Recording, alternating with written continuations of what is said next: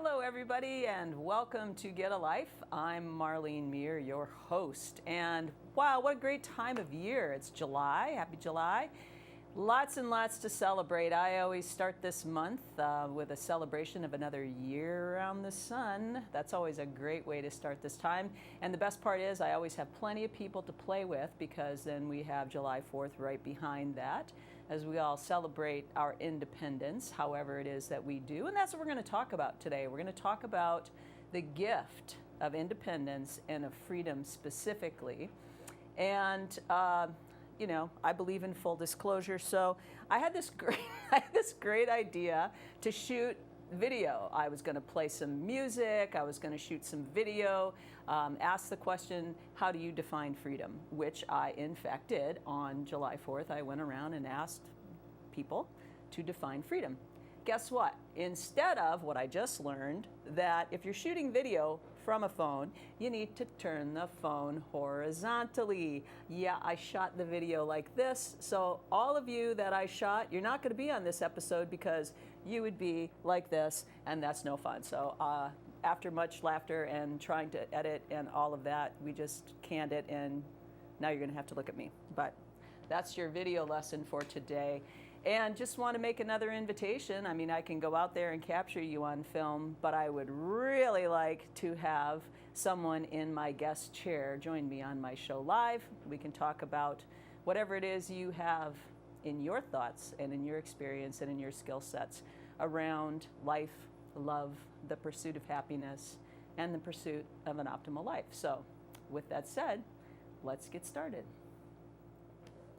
Okay, today is all about freedom and happy independence to you and to me and all of us who live in this great country of ours. And at least today, we can still celebrate those freedoms. And in asking people how they defined freedom, it really came down to the common theme that everybody said was it came down to choice. The ability to choose, the ability to make a choice, to be, to do, to go anywhere they wanted without having to justify anything to anybody. Well, that's mostly true, except of course when you fly in a plane. Or go get a driver's license today, which is really interesting because even if you have a valid driver's license, you have to prove citizenship with a birth certificate and residency and all of those good things. So it's getting a little bit more challenging to move about the country freely as we once did, but at this point in time, we still can do that. So don't take that lightly. That is a huge freedom, and so many people come to this country from their own country of origin to have that kind of freedom. And, much like the entitled Americans that we can sometimes be, we forget just what cost that really is.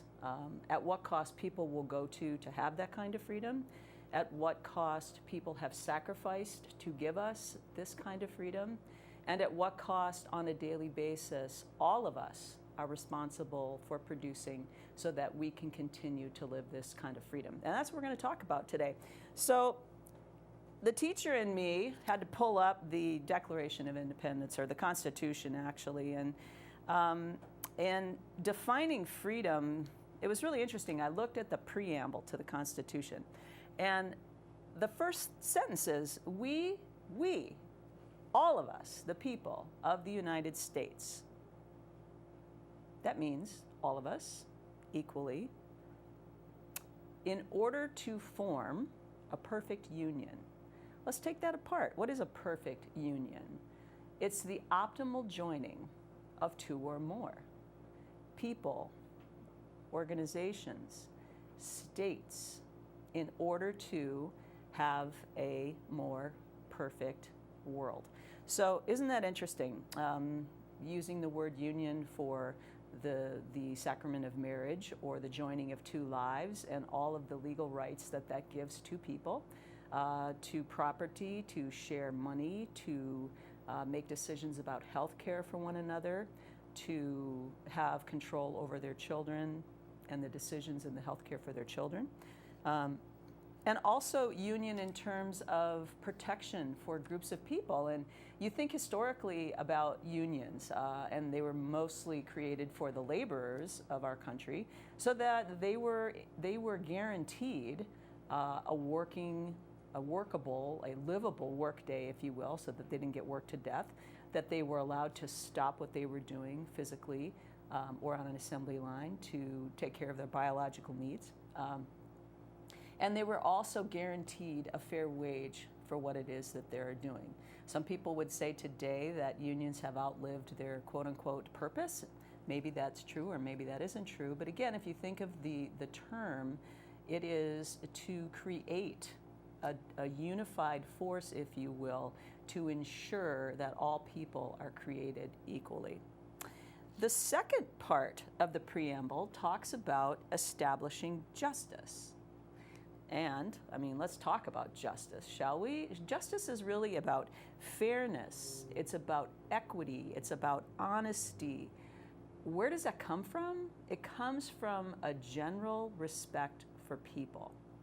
Now, this is where I'm particularly challenged these days, because what is good and just is not necessarily how people are behaving. We'll talk about that a little bit more.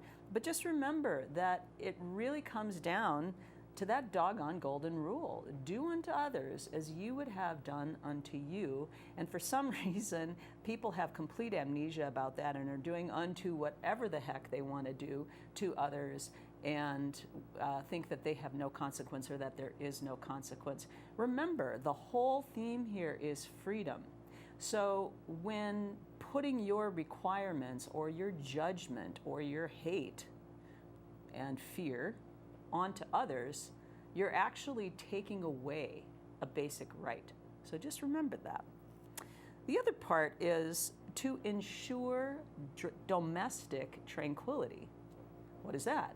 Well, it's peace and safety at home, in your literal home, a safe and protected space, if you will, and also a home where we live in terms of our country. Peace and safety. We can move about and not, for the most part, although that's getting a little bit more challenging, worry about getting shot. We're going to talk about that too. But still, you know, we have this Constitution in place to ensure that we have a peaceful home. It also provides for a common defense.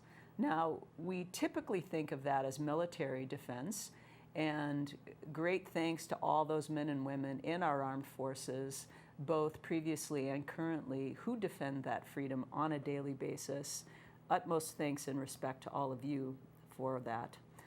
We also need to think about defense in terms of a larger picture, because the common defense is really about aiding and protecting and defending every citizen. So when we think about our local police forces, our local emergency service people, our fire departments, our social service agencies, the people who plow the streets, take the trash, these are the things that aid us and protect us to have a tranquil, peaceful home, if you will. So let us not forget that this is, and you can see, even though we're talking about individual freedoms, it's very much a collective proposition. The Constitution also promotes general welfare. And what the heck does that mean? Well, of course, welfare is basic health, safety, peace, which we just talked about. It's also, interestingly enough, provided for because we collectively participate in taxes to pay for and provide for those very services that aid us and our neighbors all the time. So you can complain about taxes all you want, but really understand that being a responsible citizen who enjoys all of your freedoms requires participation. And so that's part of how we participate in the general welfare of people in our country. And then my favorite sentence in the whole preamble to the Constitution is really the summary sentence. and it is this: to secure the blessings of liberty. And guess what? Liberty is a blessing. To be free is a blessing. It's a gift. And again, how often do we take time to really feel the gratitude that we have for all of these blessings? And if we look at the definition of liberty, it's really the state of being free, the state of being free from oppressive restrictions, and that would be restrictions imposed on us by authorities or governance in terms of our way of life, our behavior, and our political views. Which brings us to the current climate. Are we really living in domestic tranquility, or are we living in a state of chaos? Because how many of these so-called rights that we have are we engaging in a loving and responsible way? And everybody always wants to blame this group or blame the president or blame the neighbor or blame whatever. But you know what? It starts and stops with us. The way that we live, the way that we speak to others, the way that we treat others, the way that we demand to be treated is really what we're creating here, people. It's a collection. Are we creating, and do we wish to create domestic tranquility, or do we wish to completely and utterly and chaotically destroy one another, our planet, and our way of life? Because if we keep it up, we're on a fast track. Unfortunately, I laugh because if I didn't, I'd cry. We're on a fast track to destroy all of that. And this is why I felt it was really, really important to really take apart our own Constitution and look at what we really agree to. And we all agree to this. And I think if you asked any American, whether they were born here or they came to this country to be an American citizen, if they believe these things to be true, that the majority of people would say absolutely. My challenge to each and every one of you is, how are you taking full responsibility for that and promoting the continuance of these kind of freedoms and right for everyone on a daily basis? That's really the question of the day.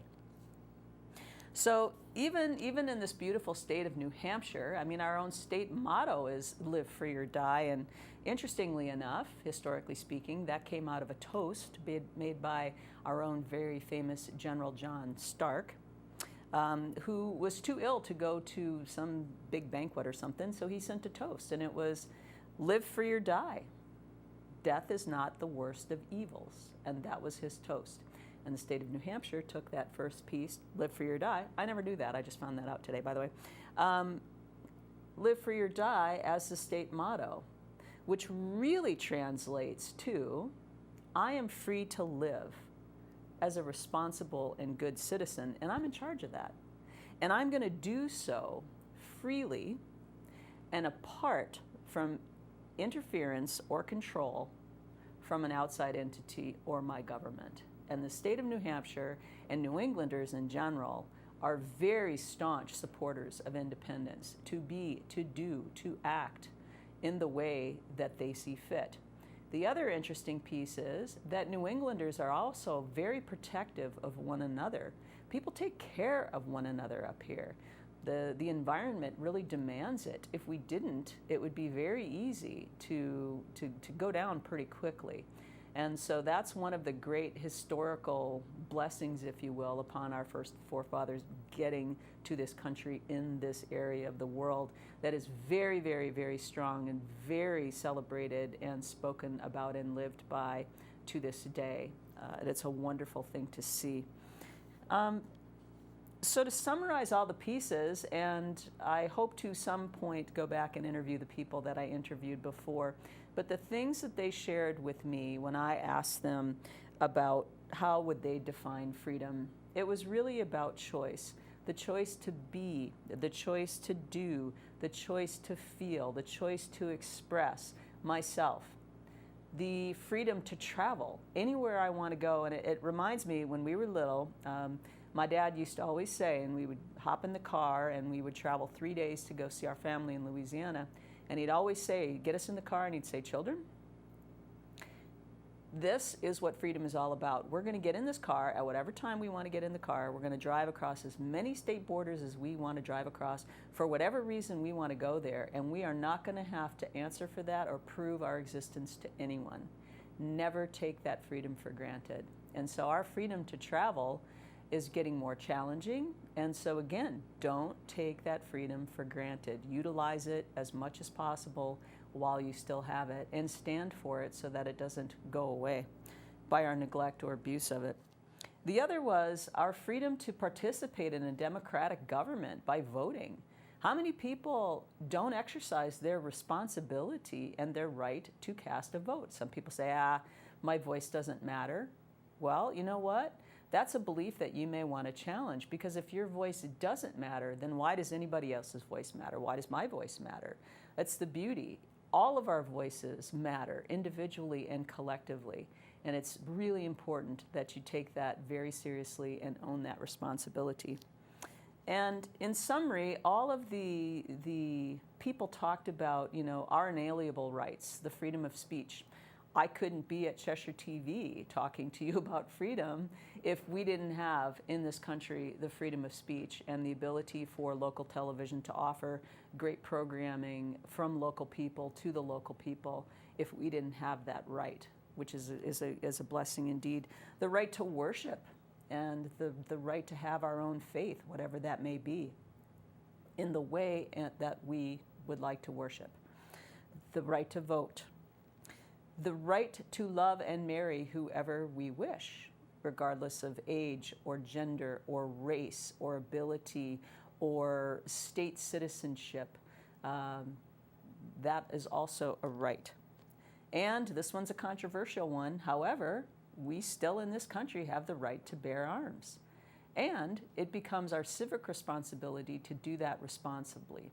People say, well, so somebody has the right to go in and buy an automatic machine gun and go in and gun people down. Well, no. They do, indeed, have that right if they felt like it, but at what cost? And so, again, all of these rights come with some pretty daunting responsibilities. You do have the right to bear arms. You do have the right to defend yourself. However, at what point, if someone bearing that automatic machine gun takes away that other person's right to go to school and feel safe, to go to work and feel safe, to get on a highway and feel safe? So not all rights can equate domestic tranquility, which goes back to the start. And the last one is the right to assemble. We have a right to gather together as collective voices and stand up for all of our rights in terms of protection and safety of the things that we hold dear to us in this country. And so I'm really going to challenge you by asking you, how would you define freedom? And what is it that you really are grateful for in terms of your ability to be free? I am really grateful for the ability to express myself in this forum. I'm really blessed and grateful to be able to live in this beautiful state. I'm blessed and grateful that I could even choose to move here after all this time being away, just because I wanted to. And I'm just grateful to be able to be. And I don't take that for granted for one day. And so in this time of chaos, remember that as long as we are responsible, take care of ourselves and each other, we can stay out of that chaos and we can come back to that point of domestic tranquility. And that's my challenge for you. How are you, and what side are you on? Are you in the chaos group? Which includes, by the way, people's all of a sudden thinking that it's okay to go on a rant on Facebook and spew hate all over everybody. Stop it. Cut it out. That's not what we're talking about here. We're talking about responsible use of your brain and your mouth. So what are you going to, it's that whole, what are you going to come from place? Are you going to come from a place of love and respect? Or are you going to come from a place of fear and or ignorance and or hate? So it really becomes, again, important to be aware. And that is what I'll challenge you with today. How aware are you of how you participate in your freedom to be and in your right, and how do you exercise it?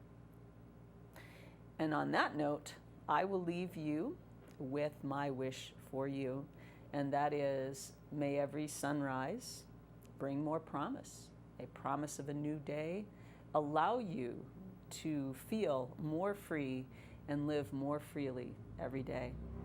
And may each sunset bring more peace. May each sunset bring more of that domestic tranquility back into our lives, into our homes, into our communities, into our streets, into our government, for the love.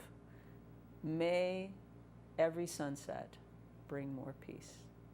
Until next time, thank you for joining me.